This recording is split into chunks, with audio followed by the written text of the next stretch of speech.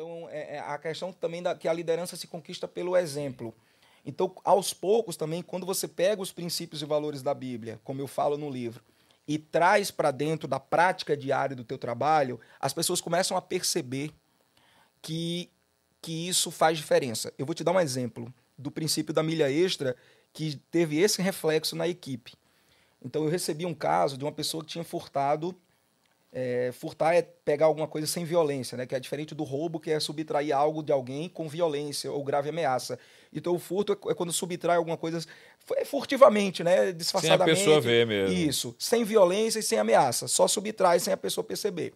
Então, uma pessoa tinha subtraído uma melancia e um saco de cebolas de uma entidade lá, de uma distribuidora que tem lá em Curitiba.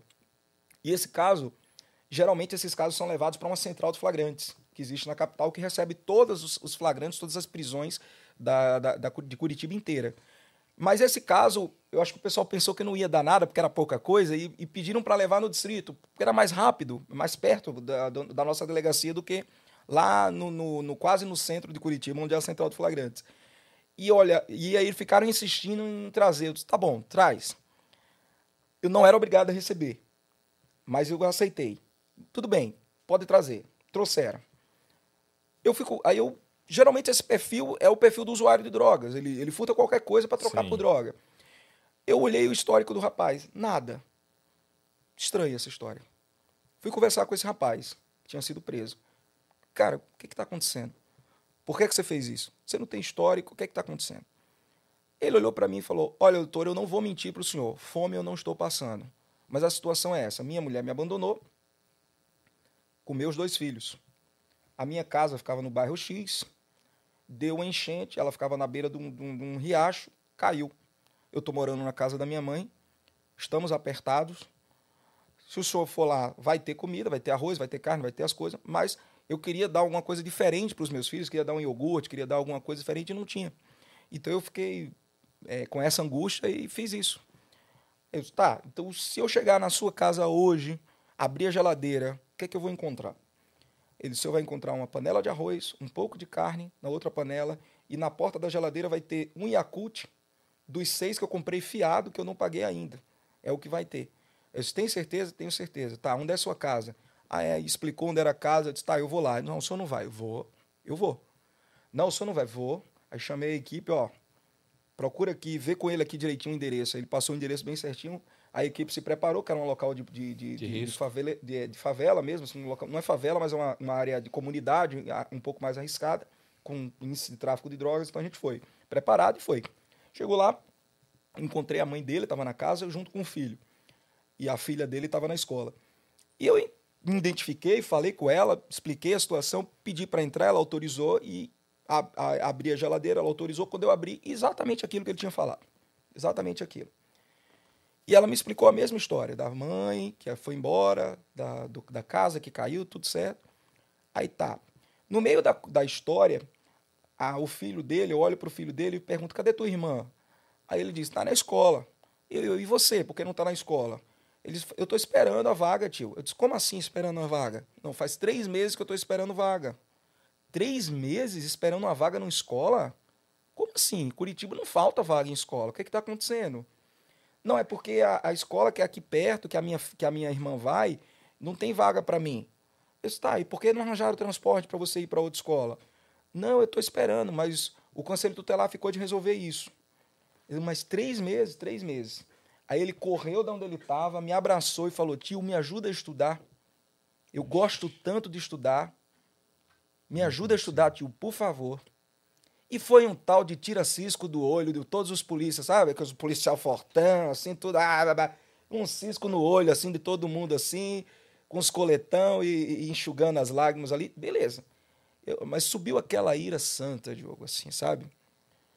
Porque ainda bem que hoje é outro grupo de conselho tutelar, mas você fica pensando assim, cara, na hora que o pai e a mãe se exaltam, às vezes, dá uma chinelada que não deveria dar, alguma coisa, eles estão prontos lá para puxar a orelha dos pais. Exatamente. Mas na hora que é para assegurar o futuro da criança, que é uma vaga na escola, é essa dificuldade. Eu cheguei na delegacia, fiz um ofício e dei 72 horas sob pena de crime e responsabilidades criminal e administrativa para o conselho tutelar arranjar a vaga da criança. e 72 horas depois eu recebi o ofício de volta dizendo que a criança estava matriculada. Agora, no final das contas, a questão é o Fabiano que é especial, que é diferente. Não, a gente aplica os princípios e valores da palavra de Deus. Eu não precisava ter recebido aquela ocorrência. Eu não precisava ter ido à casa dele. Eu não tenho obrigação nenhuma de fazer isso. Mas o Espírito Santo me inclinou a fazer isso. E a equipe não gostou. É aquele que você falou, né? A equipe não Tem gostou. tanta coisa pra gente correr atrás. Vou correr atrás do cara que roubou uma cebola e uma melancia. A equipe não gostou. Mas depois que veio essa resposta, eu saí sala por sala, mostrando a todos eles que mais importante do que prender um ladrão de melancia era garantir o futuro de uma criança. E quando eu mostrei essa resposta para cada um deles, eles que não são cristãos, não são, eles olharam para mim assim e falaram: foi Deus que trouxe esse caso para cá. Porque esse caso não era para ter vindo para aqui, o senhor não era para ter atendido, não era para ter ido. Ou seja, o costume é fazer o basicão. Fosse feito o basicão, nada disso teria acontecido. Mas Deus trouxe, eles falando, Deus trouxe esse caso para cá para que essa criança pudesse estudar. O nosso objetivo ali foi esse. Deus nos usou para que aquela criança pudesse voltar a estudar. Um menino de quantos anos, mais ou menos? 10 anos. Poxa vida, 10 anos. Já era para estar faz tempo na escola. Já era para estar na escola, já estava se prejudicando no ano letivo, porque já eram 3 meses, e isso realmente é o que a gente vem da ira santa, que a gente tem que ter cuidado para não dar lugar a uma ação de justiceiro, né? A gente tem que ter esse freio espiritual de entender que nós não somos justiceiros, nós somos instrumentos de justiça de Deus. Você fez tudo da maneira legal. Maneira legal. Fui além da minha obrigação, o princípio da milha extra. Eu vou além daquilo que eu devo fazer, daquilo que eu devo, por lei, fazer. Mas eu não vou além 1 milímetro daquilo que, por moral cristã, por princípios e valores de Deus, eu também não vou aquém daquilo que eu posso fazer. Eu não fico aquém do que eu posso, mas vou além do que eu devo. Então eu preciso fazer alguma coisa. Eu não posso fazer o basicão. Eu não fui chamado para ser mais um. Eu fui chamado para fazer diferença. E nessas ações que dentro do trabalho a gente pode tomar, as pessoas veem a glória de Deus. As pessoas veem Cristo.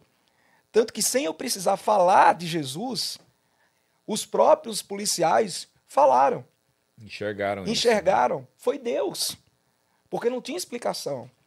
E aqueles que não queriam ir se emocionaram com essa criança e choraram, alguns no local onde a criança pediu ajuda, foram os mesmos que depois reconheceram: olha, foi Deus. E isso foi uma situação que se repetiu várias vezes. Quando você iria achar um menino que estava sem escola numa rotina normal de vida? Não iria achar. Não iria. E a gente jamais iria ter tempo, jamais iria imaginar que uma situação dessa acontecesse, a menos que Deus, através do seu plano eterno, mobilizasse toda uma situação para que isso acontecesse. Né? Porque certamente, muito mais importante, aquele rapaz vai ser responsabilizado pelo que ele fez dentro da lei, claro. Então, eu continuei instaurando o inquérito, só entendi que não era uma conduta grave o suficiente à luz do direito penal para efetuar uma prisão, dada o valor muito pequeno daqueles bens, não se justificava uma prisão, mas fiz um inquérito para dar toda a transparência necessária para que isso fosse passado pelo Ministério Público, fosse passado por um juiz, para que todos vissem o que foi feito. E, de fato, ninguém discordou daquilo que foi feito, ou seja, tudo feito dentro da legalidade, porém, além da obrigação.